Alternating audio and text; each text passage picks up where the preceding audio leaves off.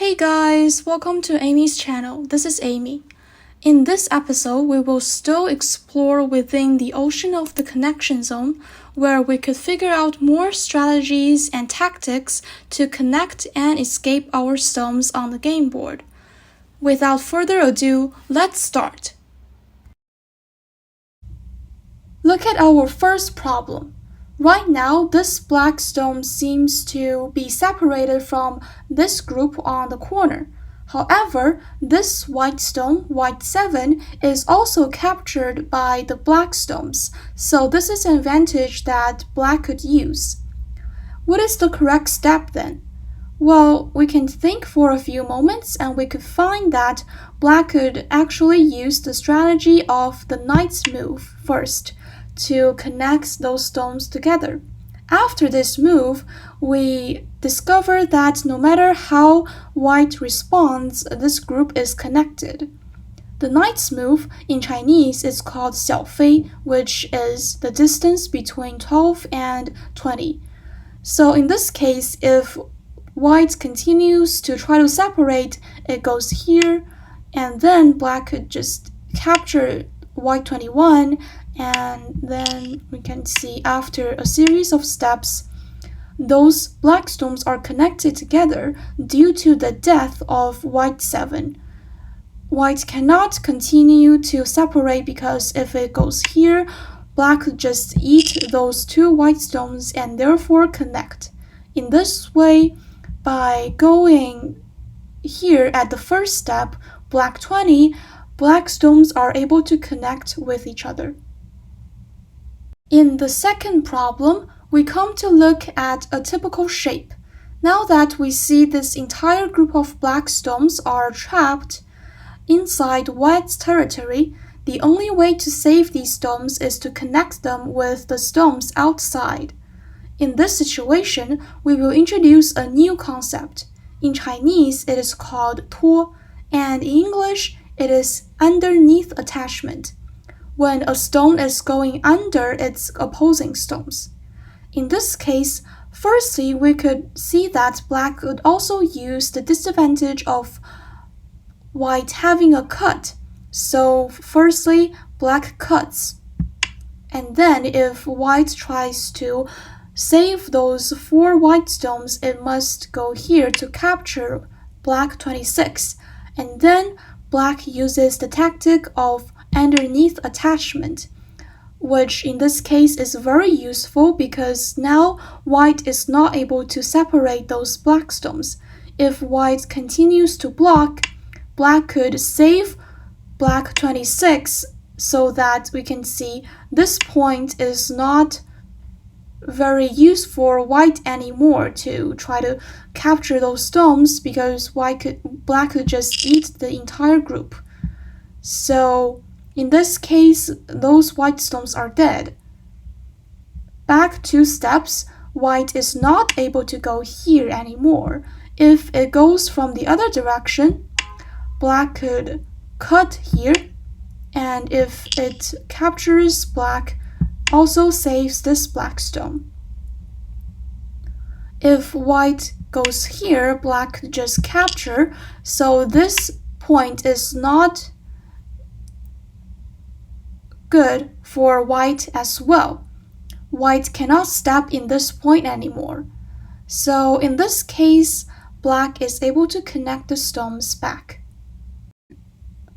Third problem.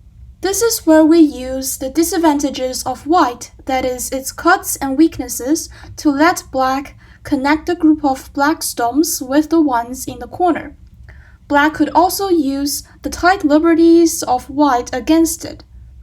So firstly, black uses the angle cut to try to attack white and reduce its liberties. It goes like this. Black makes a solid extension, and then white connects. Black cuts. Then black hangs at the downside, and if white tries to continue to block, it must go here. Black further cuts, and Now it seems that in this case, white is starting a call, but actually black could just capture this white stone. So it makes white a futile connection. If white continues to fight back, black could just eat all those white stones, and if white connects in the other way, black can just eat those two white stones and therefore escapes and connects. Fourth problem.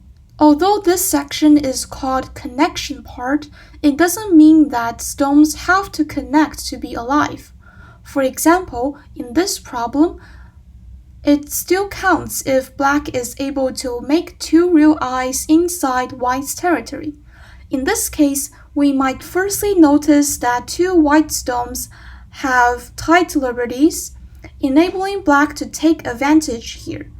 However, let's firstly shift our attention to the other direction to take advantage and make some moves, or senties, in Chinese, 先手 for black. Black firstly pushes in this direction, and now white has to retreat, right? To try to kill those three black stones. And then black goes here, making a diagonal move, which is also the most important step in this problem. If white continues to try to block, it must go here. And black goes here, and finally goes here. So in this case, we see that due to the tight liberties of white, black is able to escape from the other side and to try to make a living. If white continues to connect, black could go here to make an Atari and then escapes. If white captures this black stone, black could go here from this direction to make an angle cut, killing the 5 white stones down at this end. So in this case, the most important step is black going here, black 18 to make a diagonal move, therefore enabling the black stones to escape from this direction. Our fifth and last problem in this episode involves a more complicated shape on this corner. Right now, those black stones are surrounded and separated. So how can this group survive under such a messy circumstance? Well, it requires some thinking, so you can now pause the video to think about it for a few moments. Okay, actually the correct answer lies the attack to the weaknesses of white by pushing through the white stones from this direction first, and if white blocks the escape way of black by placing here, black could continue to attack and try to make an escape way down here. So the correct sequence is black firstly goes here to try to cut, and white connects, and then black goes here and then goes here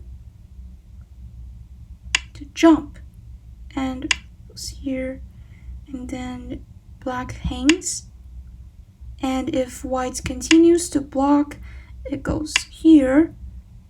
If white continues to block the way of escaping for black, black can go here to capture those 4 white stones down here so that those black stones and those black stones are connected by killing those 4. If white chooses to connect, black also goes here to connect the stones back together. In this way, it uses the advantage of cutting the white stones from this end, and then if white goes here to mend this cut, black is able to connect through it here.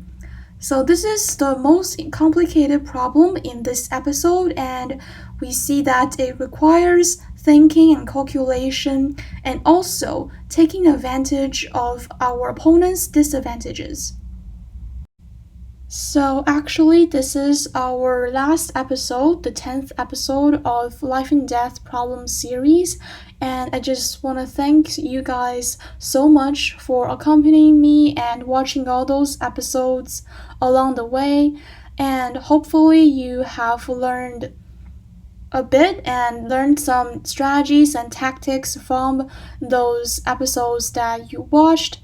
And I think I will see you again on my next episode to talk about the opening stages or probably middle stage and ending stage in my next series. So just thank you so much again, and I will see you next time in my channel.